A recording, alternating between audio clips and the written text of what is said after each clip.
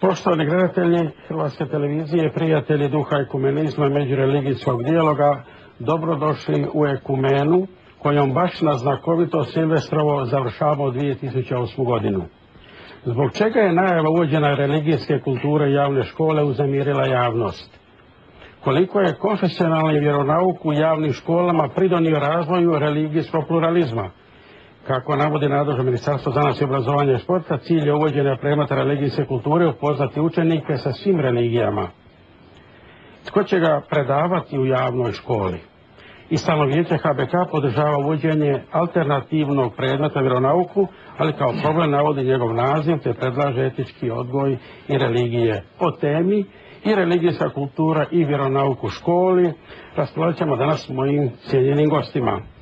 To je dr. Anto Mišić, dekan Filozofskog fakulteta Družbe Isusa u Zagrebu. Dobrodošli, profesore. Dobar dan. Dr. Milan Polić, Učiteljska akademija Zagreb. Također dobro mi došli. Hvala vam lijepo, izmedili nas ste ovoga trenutka. Hvala na pozivu i pozdrav gledateljima. I dr. Siniša Zrinšak, sociolog religije, studij socijalnog rada, Pravnog fakulteta. Dobro mi došli, profesore. Dobar dan. I u studiju HTV Splita radosno pozdravlja magistra Josipa Periša, na KBF-u profesora Split i predstojnik Kateheskog ureda Splitsko-makarske biskupije. Dobro mi došli, gospodine Periš. Hvala lijepa i pozdravljam sve gledatelje. Evo, za sami početak čuli ste uvod nekoliko pitanja teza. Profesore Mišiću, evo svakako, koje je značenje po vama i važnost uvođenja religijske kulture u javne škole? Važnost i značenje ima više. Ja bi ovdje za početak istaknuo dva. Dobro. Jedan je potreba imati informaciju o religijama, pogotovo onim velikim svjetskim religijama, jer su one uvelike pridonijele razvoju cjelokupne civilizacije, pogotovo naše zapadne, i smatram da bez poznavanja religija nemoguće je razumjeti i umjetnost i graditeljstvo i zaista svega onoga u čemu je religija pridonijela stvaranju naše civilizacije. Drugi je razlog dijaloški. Rekao bih da je 20. stoljeće bilo stoljeće sukoba. 21. stoljeće mora biti stoljeće dijaloga. Moramo svi razvijati jednu kulturu dijaloga. Među te spada i kultura religijskog dijaloga. Jer međureligijski dijalog je nezaobilazan, on je vrlo važan. Znamo koliko problema danas u svijetu se pripisuje s pravom ili ne s pravom religijama. Prema tome, taj religijski dijalog je nužan, a bez poznavanja religija nema dijaloga. Hvala vam lijepa za početak. Profesore Poliću, dakle, vi ste i predavač na Hrvatskom fakultetu u Zagrebu. Pa molim vas, čuli ste i uvodne moje teze, pitanja i profesora Mišića. Što vi zastupate kada je riječ o religijskoj kulturi u javnim školama? Dakle, prije svega ja pozdravljam da takav jedan predmet uđe u škole, jer dosta smo imali samo konfesionalni katolički vjeronauk. Doduše mogli su svoj vjeronauk pokrenuti i druge konfesije, ali to je zastupljeno u manjoj mjeri. Religijska kultura, kao što je rekao kolega Mišić, čime bi se ja složio, je nešto što bi trebalo pripomoći prije svega da učenici upoznaju osnove vlastite kulture, kako i na koji način se ona razvijala, pri čemu imam jednu važnu nadopunu. A to je ovo, religije su definitivno neke više, neke manje, kršćanstvo svakako najzastupljenija, pa islam i tako dalje. Religije su odigrale važnu ulogu u razvoju kultura. Međutim, važnu ulogu u razvoju svih kultura odigrali su i one koje bih ja nazvao i religioznima, koje se često naziva ateistima, agnosticima i raznim drugim imenima. Pogotovo u Europi, od antičkog vremena do danas, ti su i religiozni igrali vrlo važnu ulogu. I upravo taj dijalog između religioznih i religioznih mislim da je na neki način i stvorio Europu. Da ne počinjem sada s primjerom. Hoće li pomoći ovaj profesor, da li bi mogao pomoći ovaj predmet u tom dijalogu između ateista i teista? Pa ja se nadam da bi, ako bude dobro postavljen, ako to bude predmet koji će učenike upoznati s različitim religijama na jedan autentičan način, dakle ne nekim prepričavanjem koji bi eventualno možda različite religije prikazao na nekakav pristran način, nego na jedan autentičan način, i ako se tu nađu onda i oni i religiozni, mislim da bi to moglo pomoći da razumijemo jedni druge. A kad jedni druge razumijemo, onda smo i korak bliže tome da jedni druge lakše podnosimo, trpimo, a možda onda i korak dalje da jedni druge takve trebamo, baš različite. Dobro. Pa evo vas kao sociologa, profesore, na isto pitanje, koliko vidite prednost religijske kulture, odnosno njezinu potrebu, naravno govorimo o javnim školama, u cijelom društvu, je li tako? Ovako, ja bih odgovorit ću na vaše pitanje, ali ću komentirati ona pitanja koje ste postavili na početku, mislim da je to jako važno.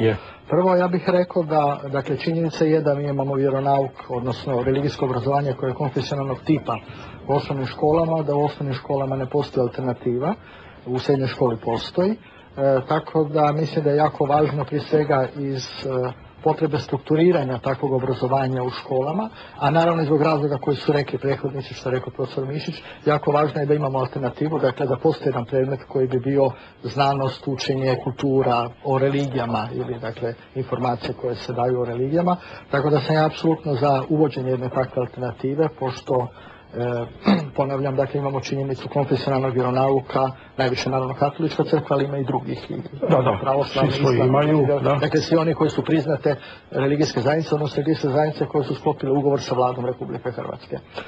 Meni se ipak čini da mi, kada ste vi postavili ono pitanje da li je vjeronauk doprinio pluralizaciji, poznavanju i tako dalje, ja bih rekao kao prvo da mi to ne znamo. Dakle, kao prvo nema istraživanja o tome kakav je utjecaj vjeronauka ili kakav je utjecaj općenito obrazovanja na stave prema različitosti, na pluralizam, na dijalog, na razgovor, na poznavanje različitosti. Ali ono što znamo jest iz nekih drugih istraživanja da mi kao Hrvatska loše stojimo sa prihvaćanjem različitosti, sa prihvaćanjem drugih, sa prihvaćanjem manjina. I ja bih rekao da je to onda jedna važna činjenica od kojih i razgovor o vjeronauku mora početi, razgovor o drugom predmetu, nazvali ga religijska kultura ili kako već, ali i razgovor o svim predmetima i općenito nama kao društvu. Dakle, takve informacije i takve stavove različito što ne da se samo putem vjeronauka nego i putem drugih predmeta. Dakle, religijsko obrazovanje trebamo gledati u kompletu cjelokupnog obrazovanja. Dobro, hvala lijepa. Magistra Perić, čuli ste različita mišljenja naših sugovornika. Vi ste na čelu jednog značajnog kateheskog ureda vaše nadbiskupije, pa po vama odgovorit ćete vjerojatno na ove neke opservacije. Pa je li projekt vjeronauka po vašem istraživanju i dosadašnjem radu u osnovnim školama uspio, posebno na području širenja tolerancije, evo i dijaloga i prihvatanja različitosti? Izvolite. Hvala lijepa. Rekao bih i slažem se sa mojim prethodnim sugovornikom da nema egzaktnih istraživanja o tome pitanju, ali iz onoga što ja osobno sam se mogao svjedočiti u svom neposrednom radu, u posjećivanju škola, u radu s vjeroučiteljima, u radu na stručnom usavršavanju učitelja već 10 godina, mogu reći da vjeronauk doista, katolički vjeronauk doprinosi razvoju tolerancije. Tko god otvori naše programe, tko god otvori naše udžbenike, vidi ciljeve, temeljne ciljeve vjeronaučne nastave, vidjet će da konfesionalni katolički vjeronauk nije uopće u suprotnosti s onim što se sada predlaže, a to je religijska kultura, da konfesionalni vjeronauk ima puno elemenata religijske kulture, da on nije isključivo vezan, sadržajno vezan uz katoličku vjeru i kršćanstvo. Pa evo, mogu samo reći da smo mi prije samo par mjeseci imali jedan značajan nacionalni stručni skup vjeroučitelja, ovdje katehetsku ljetnu školu u Splitu, a prije toga i zimsku školu upravo na temu ekumenizma i osobito međureligijskog dijaloga. I mogu reći da su svi sudionici, osobito za okruglim stolom, počevši od predstavnika judaizma, protestantskih zajednica, pravoslavlja, islamske vjeroispovijesti, vrlo pohvalno se izražavali o katoličkom vjeronauku i iz njihovih saznanja može se potvrditi da je naš katolički vjeronauk vrlo otvoren i da širi i toleranciju i dijalog i da vjeronauk u školi nije neki zatvoreni tip predmeta. Jer može se dobiti dojam iz onoga što su moji uvaženi prethodnici rekli, kao da je religijska kultura jedan predmet koji otvara za dijalog, koji ima temeljne ciljeve širenje tolerancije, mira, međureligijskog dijaloga, kao da onda se može nekako iščitati inkluzivno da kao da katolički ili konfesionalni vjeronauk tome ne doprinosi. I zato bih želio jasno kazati da konfesionalni vjeronauk nije protiv ovih temeljnih ljudskih i antropoloških i opće religijskih vrednota i da on otvoren upravo za te vrijednosti. I ne bih volio da se dobije dojam kao da smo mi, evo, 18 godina sa katoličkim vjeronaukom učili našu djecu za jednu zatvorenog tipa, nego da smo doista bili otvoreni i u to se svatko može uvjeriti tko se iti malo na prvi pogled površno susreo sa našim programima katoličkog vjeronauka, udžbenicima, osobito sa temeljnim polazištima i ciljevima katoličkog vjeronauka. Dobro, magistre Perić, hvala lijepa na prvom dijelu. Evo, želim vam odgovoriti, gospodin je sociolog Zrišak i profesor Mišić ukratko, pa ćemo najaviti sljedeći prilog. Izvolite, profesor Zrišak.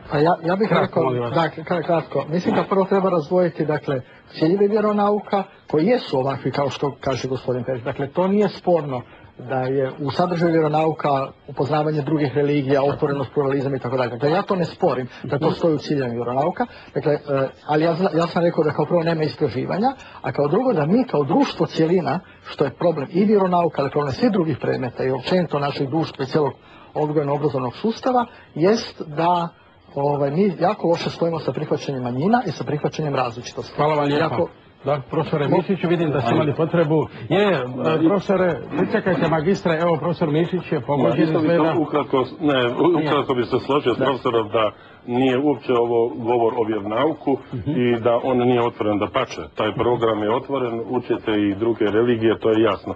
Ja bih rekao da nije dobro u ovu raspravu o religijskoj kulturi uopće raspravljati o vjeronauku. Vjeronauk ima svoje mjesto, on je već sistematiziran, organiziran, etabliran. Mi ovdje govorimo samo o potrebi i korisnosti uvođenja religijske kulture i to upravo za đake, kao što je profesor rekao, koji ne sudjeluju iz bilo kojeg razloga na vjeronauk i neće dobiti ni one osnovne informacije o drugim religijama, pogotovo kršćanima. Dobro, hvala vam profesor Mišić. Magistre Perić, molim vas, koliko je zahvaćen vjeronauk u postotku vašem biskupiji, imate li podatak? Samo da odgovorimo i taj dio.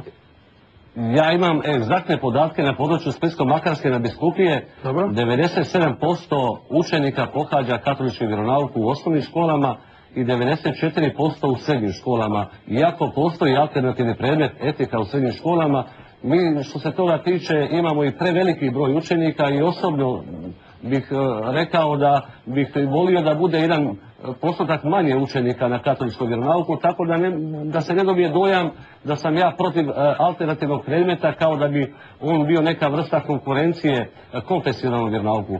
Ali, profesore Mišiću, ja radi naših gledatelja želim kazati, jer sam urednik je u uvodu u ove emisije spominjao konfesionalni vjeronauk i ne bih želio da se dobije takav dojam kao da svi smo mi za poznavanje opće religijsko obrazovanje. Da, ja se s time slažem, ali je činjenica da ako i dođe do realizacije ovoga projekta, da će biti zahvaćeno tek 10% možda ili manje učenika u školi. Naime, evo, već je spomenuto da osim katoličkog vjeronauka postoje drugi oblici konfesionalnog vjeronauka, bilo islamski, bilo pravoslavni, bilo židovski. I sada me zanima od tog postotka kad ostane još samo onih nekoliko postotaka koji ne žele ni jedan tip konfesionalnog vjeronauka, kako će se uopće oblikovati taj predmet, ko će ga predavati? Dobro, to ćemo u drugom dijelu. Magistra, to u drugom dijelu je tema. Da. Polako, to ćemo u drugom dijelu ko će predavati i tako dalje i tu ćemo čuti i profesora Polića, ali za doprinos ovoj većoj raspravi uzeli smo izjave državne tajnice Ministarstva obrazovanja i športa kao i Kuzmića Petera, dakle protestanskog teologa, pa to pogledajmo najprije pa ćemo nastaviti raspravu.